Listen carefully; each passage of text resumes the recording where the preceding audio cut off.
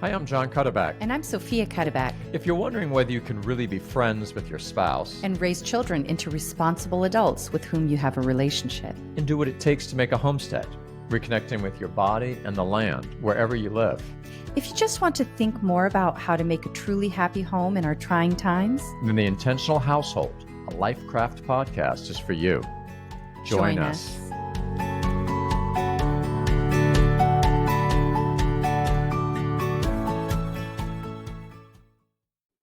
So great to have you all with us today. Today's episode, Singing in the Home. Is it essential?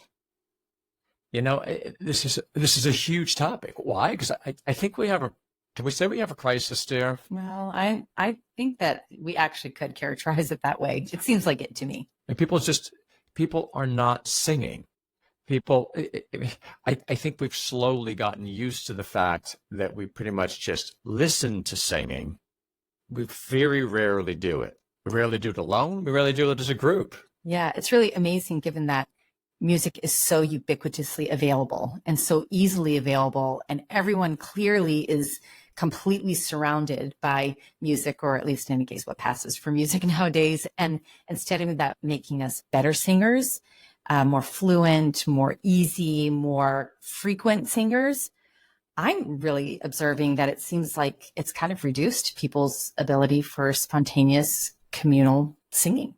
And we're particularly interested in that in the home. Yeah. Because home is where life begins. Home is ultimately where life ends. I mean, it's the center in many ways. It's the center of human life. And if there's not singing in the home, isn't home the home of singing, as with so many other basic things in human life? It should be where singing would be introduced and a part of our daily life. Yeah, well, I have to say, though, I can imagine that our listeners hear you say that, and a lot of them are probably objecting, thinking, I'm not a singer, I don't sing, I hope it's not essential, because if it is, we have a problem because I can't do that.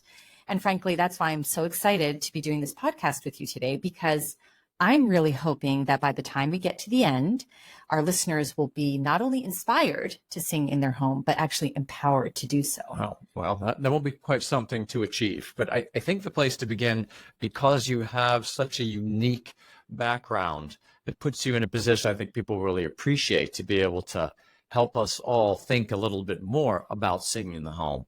I'm going to ask you to tell us a little bit about your own family and background as regards singing. Yeah, so I grew up in a large musical family. My mother was a professional musician. She was a Juilliard graduate performance pianist who gave all that up to have 10 children, and who gave it up in a certain sense, to do it professionally, but kind of did her music in spades with the 10 of us, because all of us were classically trained musicians. So we played the violin, the cello, and the piano. So, excuse me, not all of us playing all those instruments, but of the 10 of us, we had 5 violinists, 2 cellists, and 3 pianists. So violin is my instrument, and I spent a lot of time practicing. We played by the Suzuki method, so there was music constantly playing in our home. Singing was actually not a part of our formal musical education. Our instruments were our formal music education. Singing was actually something that we just did around the house. So my mother directed many choirs at colleges where my father was teaching philosophy. And so we would sometimes attend her rehearsals. We would always attend her concerts, and my father would record them. And then we would play them at home all the time. And we would pick out the parts, and we had our favorite songs. So we were always singing. We also would take long car trips from Dallas, Texas up to the Catskill Mountains for the summers, which was an uninterrupted 3-day car trip with all 10 of us in the car. And we would while away the time by singing rounds. And then when we had sung all the rounds that we knew, we would, challenge ourselves with singing them in the minor key and then singing them again. So my poor dad, I'm not sure exactly how he managed that. So singing for us was always really a matter of spontaneous interaction and joy. So that was kind of my musical, I didn't have a formal musical experience with singing. Singing has always been my particular instrument of my heart. So I really enjoyed singing as a child. And I've continued to enjoy singing, and it's been one of my singular delights to be able to sing in our home with our children in the same way. Well, let's just look a little bit more than at in your own home. And of course, you all, your parents were Ukrainian immigrants after kind of refugees, really after World War II. And so surely that has something to do. The singing primarily that you were doing was actually of your native land, and so there was a kind of cultural inheritance there that was being passed on. And from my knowledge from the outside, I think the fact it was clear that your mother, especially, came from a background where singing was just very much part of everyday life and family life, and certainly your father too, but I mean your mother in a special way. So I'm sure that helped. And so you got to taste something that was a little bit more of the old world, a little bit more what probably a lot of our families would have been like a few generations ago. But just tell us is there any way in particular that affected you? How did that aspect of singing, how important was that for you in a broader way? Was it just nice, or do you think it kind of had deeper ramifications? Well, I mean, certainly one of the things is that my parents were singing with us Ukrainian folk songs. So folk songs are just a great way for singing to be part of the household life because it's not very demanding music, and it's really meant to be something that we just all join into together. So we did do, my mother in particular, her family was a family of singers. My father actually could not sing on pitch when my mom married him. And even when I was a young child, I would dread standing next to him at church because he was so off pitch that I couldn't even hold my part, which was, and I'm a strong singer. So yes, you are. Yeah. And partway through, by the time I was a teenager, I remember standing next to him and going, oh my goodness, he's not singing off pitch. So this is just goes to show that people who can't sing learn how to sing if they're in an environment where there's lots of music. But I do also want to point out, although my mother was the one who was singing with us, my father absolutely loved the Ukrainian traditional folk songs. And so, he wasn't a part so much singing with us because he wasn't really capable or comfortable, but he loved them so much. So he was always a principle of encouragement. We also were part of a Ukrainian scout camp, and it was very much part of the scouting experience that we learn our traditional heritage folk songs. So yeah, we had a lot of opportunity to sing Ukrainian folk songs growing up. Well, I mean, there's a question arising in my mind, and maybe others listening would have the same question. So, the title here was "Singing Home." Is it essential? And you are from a singing culture. You're from a singing family in that singing culture. Why would our response to this not just be, well, that's nice, that's great, and for well, you all just go ahead and do that thing? Are there deeper implications? Are there reasons that you're going to say, that you think that this is something that should be more universal? Obviously, historically, it was more universal. Do you think this is a serious matter that we don't have regular singing? Talk to me about, kind of that greater seriousness to it. Yeah. So, I would almost couch the conversation a little bit differently, which in the end, I think we'll come back to that question. What is the seriousness involved there? But I've taught singing for many, many years to young children, and as well as violin. And so I've had a lot of experience teaching people music. And one of the things that I've really come to see or really firmly believe in is that we're really all designed to sing.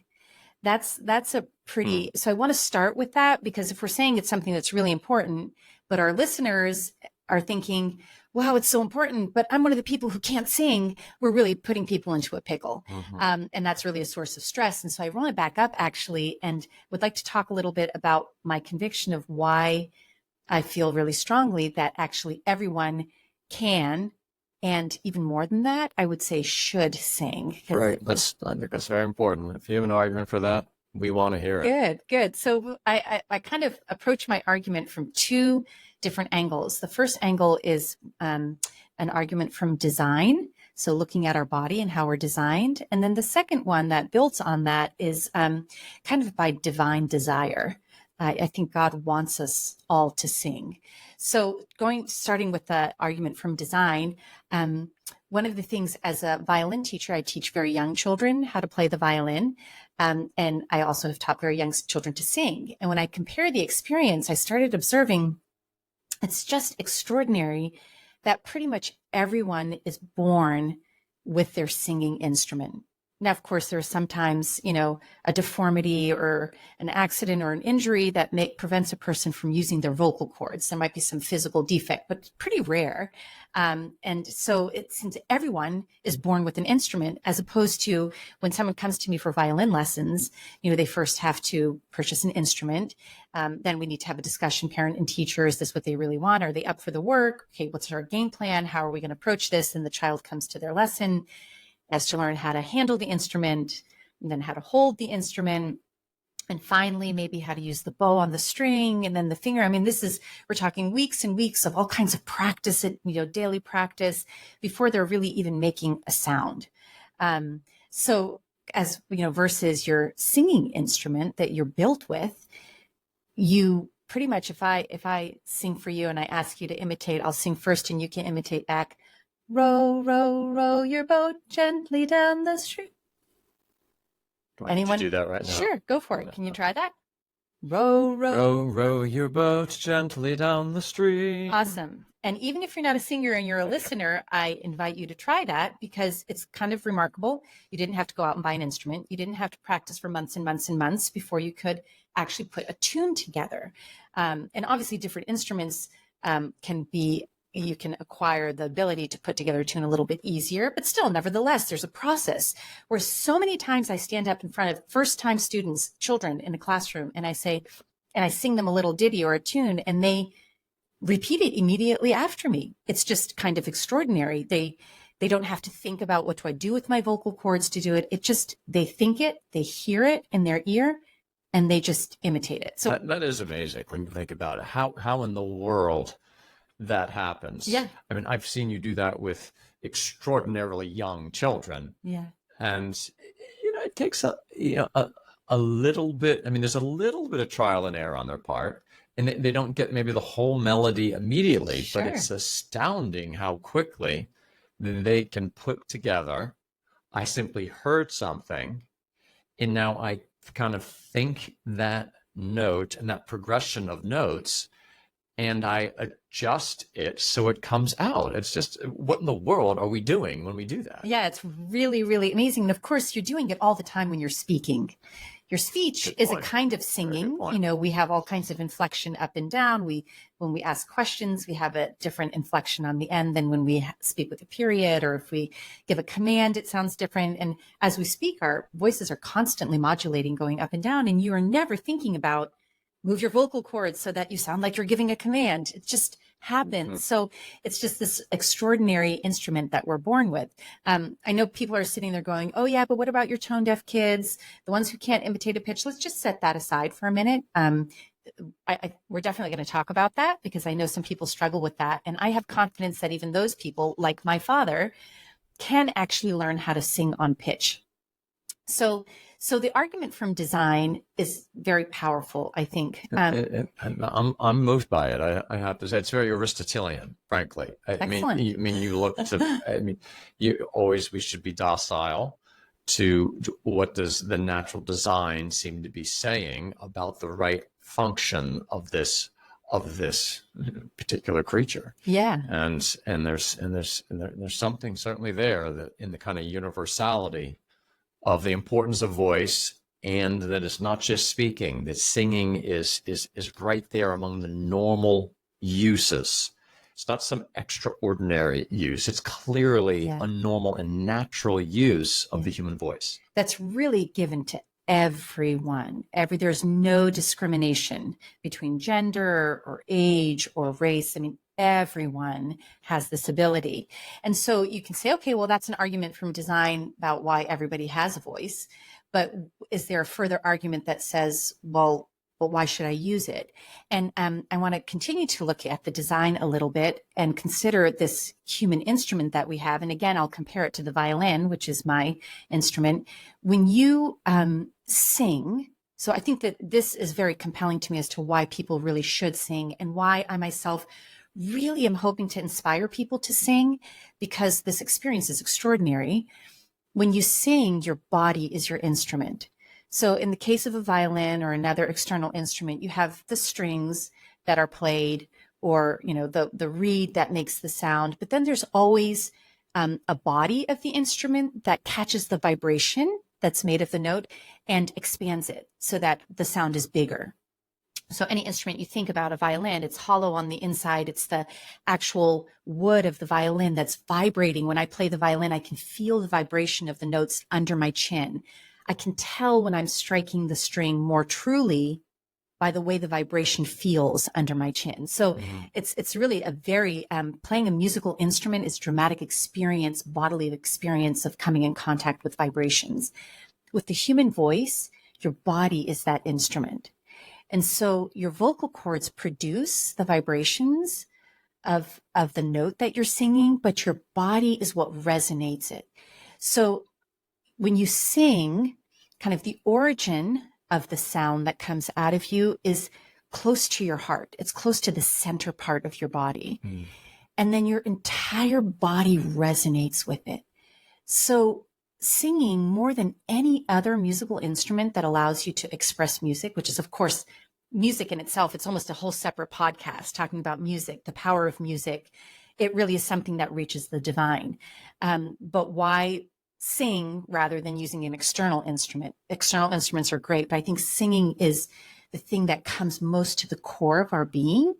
It's the sound is being produced from deep down within us, and our entire body resonates with it as it expresses it and brings it outward to be a reality on the outside of us. So it's really the perfect instrument for expressing my personal joy or my personal sorrow. There's something that needs to come out in these experiences. And when we sing, it's a way of taking this deep inner physiological inner experience that becomes wed with the emotional experience and actually manifests itself outside of us. So it sounds like you're suggesting there's, by this very fascinating and powerful notion of the body, I am the instrument. My body is the instrument, and that this is a uniquely powerful, uniquely human way of expressing something inside of us. That's what particularly struck me in what you were saying. Clearly, and Aristotle speaks of how, I mean, we are speaking animals. There's no other animals speak. I mean, they you know, there's communication in just an exceedingly very primitive level compared to what's so unique to us. We have something to say, and of course, it's a reflection of so much richness that's going on in our soul. And it just seems speaking is a way of expressing, of course, what's inside of us, and singing seems to be, you're suggesting, a natural way that is, in addition, it's obviously very much in harmony, no pun intended, sorry, with speaking. I mean, it goes along with speaking. It fits with speaking. It's distinct from speaking, and you're able to express something to yourself, to the world, by singing. It seems that you can't by just speaking. Yes, absolutely. And I think part of that kind of brings us to Aristotle's point that music imitates moral states. So a moral state would be something that's intimately connected with your intellect and rationality and free will.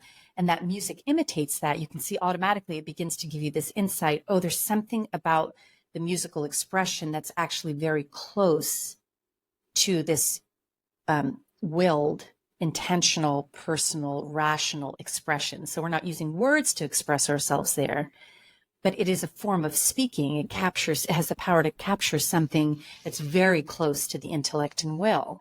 But I just also want to ask, it's more than just a uniquely human expression. I'm going to go one step further and say it is a uniquely personal expression. Now, it's true, words, when you speak words, they're your words and they're personal, but words have a shape of their own that, we say cat. I can say cat, which of course adds something to it, but cat has a kind of a shape to itself that is universal, that you can say it and I can say it and everybody can. But when we sing, because our vocal instrument is it's part of our body tissue. Everybody's voice has a different timbre, a different sound when it comes out. And of course, the whole way your body is built is going to affect how that sound comes out of you. So when you sing, it's a unique expression or speaking of yourself that really cannot be imitated by anybody else. What strikes me there, when I made bold to imitate into the microphone the little melody that you gave earlier, immediately upon doing so, there's something in me that was kind of embarrassed, that felt a little exposed. Yes. And we certainly know this from experience.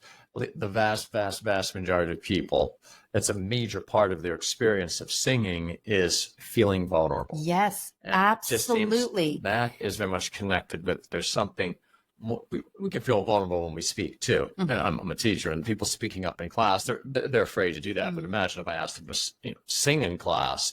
It's and there's that particularly, I think, personal aspect is connected to that vulnerability you feel. Yeah. When you sing. For sure. And I think that's actually, we'll go into this a little bit more. Yeah, we should keep going though, because if we're going to talk about it in the home, we're going to get bogged down here in this. But I think this is going to speak to our whole question of singing in the home.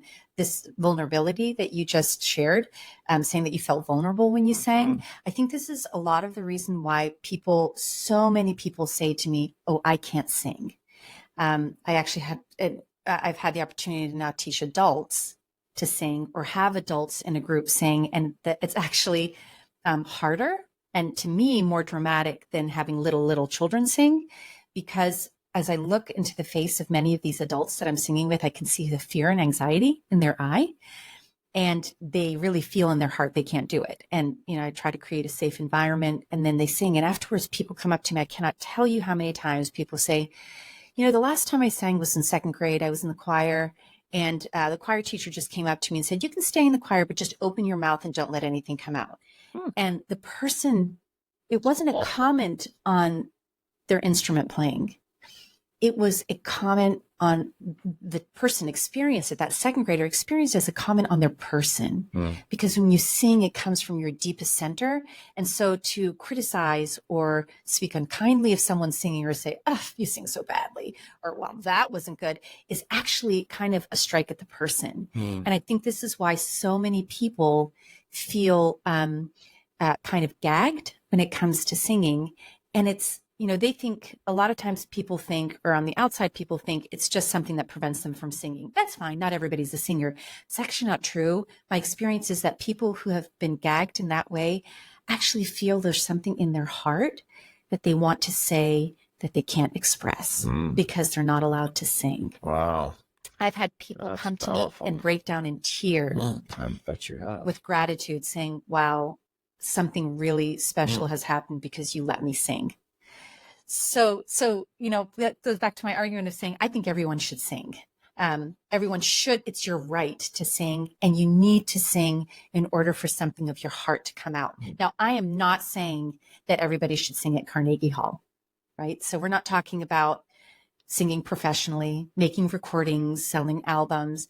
I'm talking about the kind of singing that maybe you just start singing in your shower, the kind of singing that you sit around your table with your kids. You're sitting on the front porch. It's a sunny afternoon. It's turning into a beautiful evening. "I love the mountains. I love the road," breaks out. You should just, there has to be permission for people to open their mouth and to be able to experience the joy that's in their inner being, or the sorrow. Well, what? Or the prayer. Strikes me is this aspect then of if something unique is coming out, or we're uniquely vulnerable, this has to connect to the issue of singing together, and how this is a particularly important, unique way, given how you've set this up, that it is a way that can't be repeated in any other way, that singing is able to give voice, as it were, to something in you that won't come out otherwise. That clearly it's going to be a uniquely powerful way for people to be together.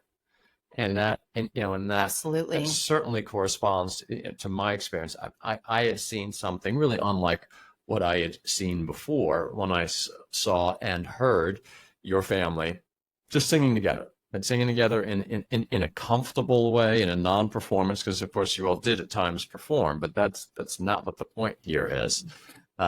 You had what ultimately I think is a more important experience of music in the form of singing together in the home. I mean, if there's some place that you're going to be given confidence to sing, that you're going to learn the basic skills, that you're going to hear basic songs, surely, traditionally that happened in the home. And there's probably much more going on there than we realize, as that being a kind of way of the family being together. So can we turn in that direction so we can think about why that's going to be so important for people as they think about ways of living in their own home? Absolutely. So I think that I think you're right, spot on, that singing together is a way of sharing a deep and profound personal intimacy. That is, where would it be more appropriate than in the context of parents with their children, siblings with one another? It's a kind of intimacy that's where it happens most naturally and most beautifully and most profoundly, is in the home among the family members. And so I think for a couple of reasons, I would say it's very, very important to sing in the home. So first of all, if we experience ourselves as being very vulnerable, as expressing part of some kind of deeper self that's vulnerable to the others that we're with, it's a way of entrusting them with something. It's a way of showing them, I have confidence to entrust something that's very tender inside of me to you who are outside of me. So first of all, I think on the part of parents, when we sing for and with our children, we are expressing that kind of vulnerability to them, which is a beautiful invitation for imitation on their part, that we show them that I, your parent who have authority over you, I express to you something of my deepest self in confidence that I can share this with you. And that's a beautiful way to invite children then to share the same vulnerability of their deepest heart with their parents and then with their siblings. I think also on another level, because it is such an area of vulnerability, it demands a kind of forbearance on the part of the members of the family toward one another in the singing environment. So I think it's first patterned by the parents. I mean, if the family is very young and you have new children and young family, you can right away from the bottom up by the parents' attitude and respect for others who are singing. For example, let's say the mom is a great singer and the dad is, maybe not the greatest singer. The mom doesn't marginalize the dad, but we sing anyway. And so the children learn we don't go, oh, that sounded bad, but we're singing for a different purpose. And so we kind of model that for the children as they grow up from very young. If singing is something new that you're bringing into your family right now, it would be appropriate. This is something that I do in my singing classes, where I explain to the students what kind of behavior would not be appropriate in a singing class, because I explain to them that because we're all singing from the deepest part of our being, that to snicker or laugh or move over to the side is not saying something about people singing, it's saying something about their person. And so we want to hold those people very carefully in our arms. So you could say this, if you're starting out singing in your family and you already have slightly older children that are more capable of understanding and explanation, so we're going to do this joyful thing in our home, it's very important that we never laugh at one another or snicker or make fun. So you can set certain parameters that begin to teach people, members of the family, to be have forbearance and awareness and attentiveness. If the parents at the same time, if any families, any young parents are in a position to kind of get started on this with this approach, the good news is they could set that. Oh yeah, that's what I'm saying. That tone from the start. Absolutely. And they might not ever have to say anything. Sure. And it begins, it's really, a couple things really struck me as you're speaking. I mean, always the relationship between spouses is the kind of spring, is the source, is the foundation from which family life and relationship with the children springs. You know, if spouses singing together, it's such a beautiful thought, and it surely must have been so much more common. And obviously part of what we're dealing with here is that many fewer people sing. We're just gonna have to reckon with that. Sure. Many fewer people are comfortable Yeah, with and there's it. a reason for And it. this might sound like, pie in the sky right now, but let's just talk about a little pie in the sky, even if it is that, because I don't think it's a pie that we can't catch and bake or eat, of just some things to be thinking towards, setting that tone. No pun intended. It's interesting that a lot of expressions we have come from music. Yeah. Of how parents, I mean, gosh, think about even, we just did a discussion on how to spend your Sunday, and how parents can begin when you're first married doing certain things together on Sunday that later they invite their children into. Singing is an incredibly beautiful instance of something you can start doing together. I just want to give another image as you were speaking of, it's a way of kind of making ourselves vulnerable together. But isn't it interesting in the great, amazing mystery of human life and procreation, having and raising children, the incredibly special aspect of a mother singing to her baby? Can we pause for a moment and just recognize how utterly, primordially, transculturally human it is that a mother sings to her baby? Because, I mean, a mother speaks to her baby too, but the baby doesn't understand words. I wonder, surely one of the reasons it's better to sing is because you're able to convey more to a child that has no comprehension of words anyway. Yeah. You're able to convey so much that is in your heart for that child. Yes. And the unique vibrations that come out of you that create the song, actually their body picks up physiologically the vibration. So it's not that it's going through an intellectual filter. Oh, this is my mother expressing herself to me that she loves me. It's pre-intellectual that their body actually begins to resonate as another little instrument, That's and then amazing. Takes that vibration into its deepest core. Wow. I mean, think of lullabies then. I mean, getting a baby to go to sleep is one of the great challenges, and a very important part of life. And surely from time immemorial, singing is something that helps bring on that sense of security, peace. I am loved. I mean, it's just that says so much about the nature of home, about the nature of these relationships. And the point here in saying this is, I mean, I'm sure some young mothers, any mothers, might be thinking, well, where's that leave me? I can't do this. And I think that's maybe right there. I want you to say something about that. Right there, I just found myself thinking, what the good news is, your baby is not going to judge your singing. Yeah. And your baby wants you to sing. Yeah.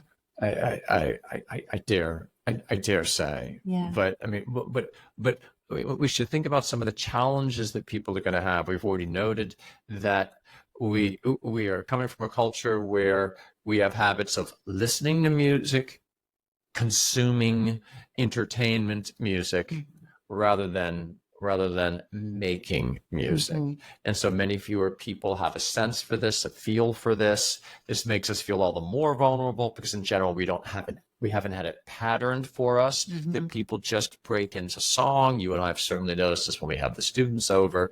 It takes all of our might and main to kind of have that, smile and kind of lead with confidence. Okay, we're going to sing together now. And you just open your mouth and you start going. That can go a long way to help get other people involved. But I mean, anything else as regards challenges that we have now and kind of meeting those challenges and starting to sing in our homes? Yes. Yeah. So I'm going to approach it from a couple of angles. So the first angle being, you mentioned listening to canned music. It's really great to listen to good music. So I just need to make a quick distinction between good music that's going to actually help you grow as a singer and a human being even, and then music that's not as effective to do that. So I'm just going to make a little kind of division here. Classical music has a beautiful complexity of melody to it. And it's actually a form of music that has grown, that kind of grew out of folk singing. So a lot of, Beethoven's, the last movement of Beethoven's Ninth Symphony. Apparently Beethoven was walking past a tavern and heard the men in the tavern singing this folk song. And it was so beautiful and moving to him that he put it together in the end of his Ninth Symphony, which is like when you hear it played live, you can't keep from weeping. It is just so extraordinary. And so many of these great classical pieces are actually derived from melodious folk singing. So there's this beautiful cadence of melody and interplay of rhythm that is very beautiful. Now, we have folk singing, American folk singing, contemporary, even some folk singing, that also has its own character of that kind of music that gives spring to a kind of an ease in singing. Contemporary rock music definitely does not. And the reason it doesn't is it's hard to sing. It's very, if you try to sing it without it playing in the background, all of a sudden you realize, wow, I really stink. I don't get that melody. And part of that is it's a very truncated form of folk music where it's a melody that has been abbreviated to just a few short measures that repeats itself over and over again. So embellished with instruments and all that kind of stuff. Yeah. And very often it has an overly heavy beat where the beat is what drives the interest and the ability to stay in it, not the melody. And singing is a very melodic experience. And so unfortunately, contemporary music doesn't really help in developing the ear to be able to produce melodic sound, a song that you could sing with your family at home. So that's number one. So even as regards to listening to music, if you're listening to good music that has melodies that are extended and that are not circuitous, just always running back to the same one or two measures, and music that isn't where the melody isn't secondary to the beat. So if you're listening to music where the melody, the truncated melody even, is subordinate to the beat, the melody is not what's going to be training your ear. So listening to either real folk music or classical music helps you develop an ear for melodies. So number one. But that having been said, listening to music is very different from producing music. Partially, we're talking about the experience you're having in your body of producing the sound. So it's great to enjoy beautiful music. I think you really have to make it, meaning with your voice, to have the experience that we're talking about of shared intimacy, vulnerability, expression of the self. And so I think there's really no way around it. You got to start singing. So, and okay, so another challenge is that people aren't, well, then what are we supposed to sing? If all we're listening to is contemporary music that has truncated melodies, classical music doesn't really lend itself to fireside singing. So, what we really need to do is we need to rediscover folk songs. Folk songs, so there are two genres of singing that when I'm introducing people to singing, what I like to give them are either rounds, which are short melodies that are genuinely melodious, and they usually have a melodic pattern that are fun and joyful. And because they're short, they're easy to learn. They're melodically easy to learn. For the beginner, you can imitate them fairly easily. But then once you become accustomed to it and you overlap them, you actually have an experience of singing in harmony, which with kind of higher forms of classical singing, you need to be able to read music in order to be able to sing in harmony. And singing in harmony is just, wow, it's the design in spades, because now it's not just the vibration you're creating. It's the vibration of the person next to you melding with yours. And you have this like unbelievable experience of community. It is. There is nothing like harmony. Yeah. The very word makes you feel good. And of course, it's such a great analogy for so many important things. You want harmony in your relationships. Yeah. And harmony, again, what we learn and experience in music gives us a first kind of experience of, we want harmony between people, but that's going to take some work. Well, I even think that harmony is a derived expression of the life of the Trinity, because they're three distinct persons that nevertheless live together. as one. And so that's what harmony is. You're all singing different notes, and yet you're combined together to make this intricate, combined one body of music, which is separate yet completely one at the same time. So it's just really an earthly experience. Does this need to be going on in our home, or I mean, how can we? Yeah, so I'm saying that rounds are really great introduction to that, both to just in basic melody, and also it gives the opportunity to enjoy and experience harmony way before you're a very competent, complicated singer. And the other form of music that I really encourage people to use in their homes is Christmas carols. And the reason I think Christmas carols are so perfect for learning how to sing is that while the words are extraordinary and didactic, and you can have 12 verses telling the whole story, the melody that you're singing repeats itself. And it's generally short. And these Christmas carols come from a tradition of folk singing that was supposed to be so that people could memorize the words and sing them together easily. And so they're really, they come from a singing tradition that is about ease and joy. It must be. And they are so fun and generally easy. Absolutely. And so I just absolutely, I mean, of course it's seasonal, so we're not going to be singing Christmas carols in June, but when that season starts coming, that's why I just love to teach my students Christmas carol upon Christmas carol upon Christmas carol. Right. And then once you do break into harmony, the harmonies for these pieces are generally quite simple for an inexperienced singer because they come out of a singing tradition that's really for the layman. Wow, that is very encouraging. I didn't know that you were going to say that, but of course, I mean, Christmas carols, I mean, and that's not just something that's done for a few days. It's done for a whole season. Mm-hmm. In fact, and you can be preparing for that. You can be preparing for singing in the Christmas season in the Advent preparation for Christmas season, and there's a kind of a profoundly spiritual aspect of that. It's incredible. Both the preparation side and in the celebration side. And then this will help us form habits that can spill over. And I'm just thinking, well, and there are nice Easter hymns too. Yes. And there's good Lenten hymns. And yeah. It's true. It's unfortunately, it's a product of our impoverished culture that we only have Christmas carols because, for example, the Oxford Book of Carols is full of carols for springtime, Eastertide. So in earlier cultures, and certainly this is the case in the Ukrainian culture, that you had hayilke, which are carols for every different season. It's not, when we say the word carol, we automatically think Christmas, but it's a very truncated view of the word carol. They were actually songs in celebration of. Wow. So, and because they're actually, they're a kind of layman's expression of their faith, that very often they have 3/4 time or 6/8 time, which are dancing meters or rhythms that make them very memorable and also just a great vehicle for expression. So they're very appealing. They're easy to learn. They're so fun to sing. It's just a great way to bring singing into the home. Well, this is a point here then where I think it's going to take some courage and perseverance. As I'm thinking about this, I'm torn between, oh boy, this just can be a little discouraging here. I wish we knew these hymns. Were we from a culture where these things had been sung and passed on? It would be so much easier. And I just have to say, no. Let's be grateful.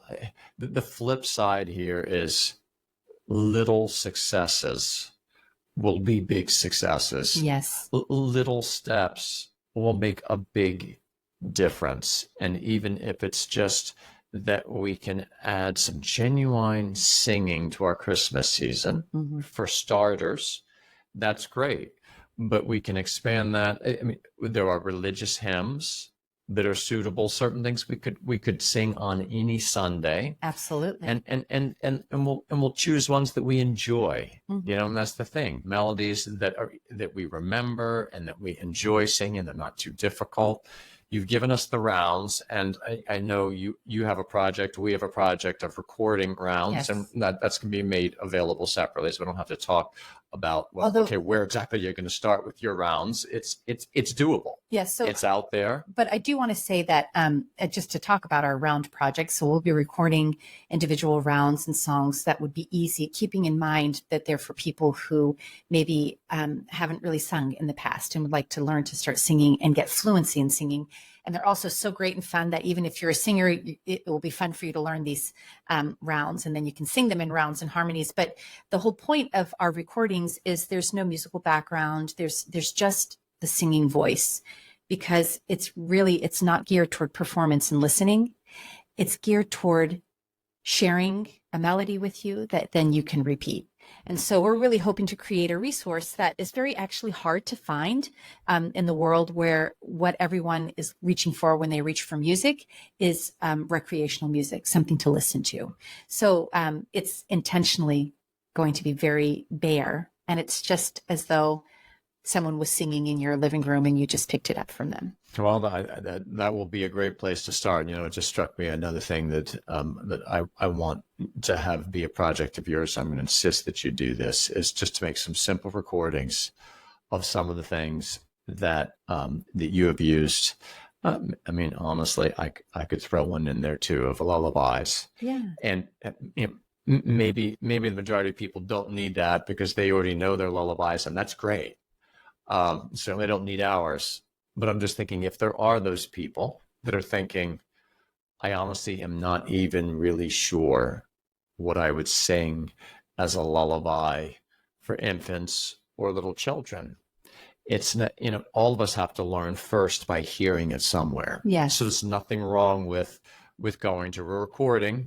If you don't have grandma to sing it for you, we go to recording at this point. Yeah. And we learn, and then we're going to make it our own, because as you said earlier, anytime you sing, it's, in a sense, now it's your song. Yes, and absolutely. It's expressing something that is within you. But we need help finding good songs that are well suited to expressing things in ourselves that should be expressed. Right? I mean, yes. There's music out there that maybe gives voice to something that in certain ways shouldn't have been given voice to. Sure. So there's so much more there we could try to unfold. But I think we've really, I think, come to a great place here, and I'm not discouraged. I think it's I have a sense of, again, little steps will make a big difference. Is music in the home essential?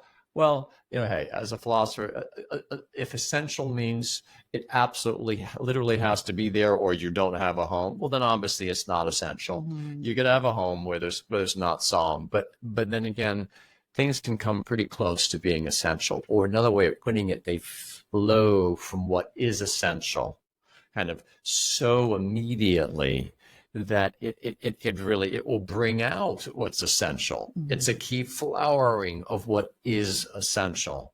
Yeah. And so it's really worth our going back to this and making some resolutions. Yeah.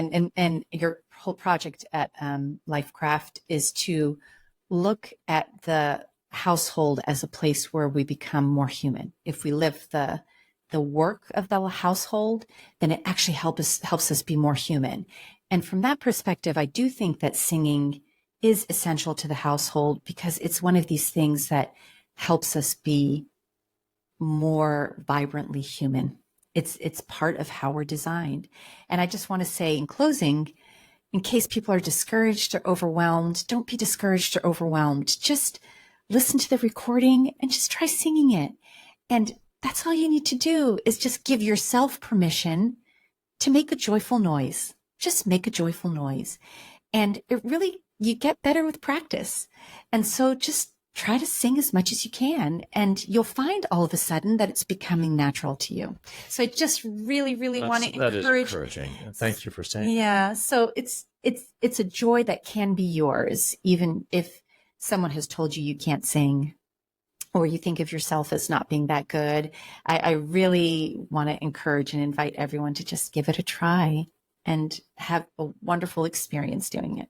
Well, thank you for the great principles and examples and images that you've given us. And I just want to end by saying, particularly a word to the fathers. I think to the extent that we step up and we're willing to go in there and make ourselves vulnerable, hey, we can put on our big boy pants. Are we willing to sing in front of our own family and maybe have it not come out perfectly? I really think this is a special area where it's what a wonderful thing to work on all together. Roll up our sleeves, be willing to make ourselves vulnerable, open our hearts, open our mouths, and I think there's going to be some amazing fruit. So thanks so much, dear, for helping us think about that. Absolutely. I look forward to next time. Absolutely. Me too.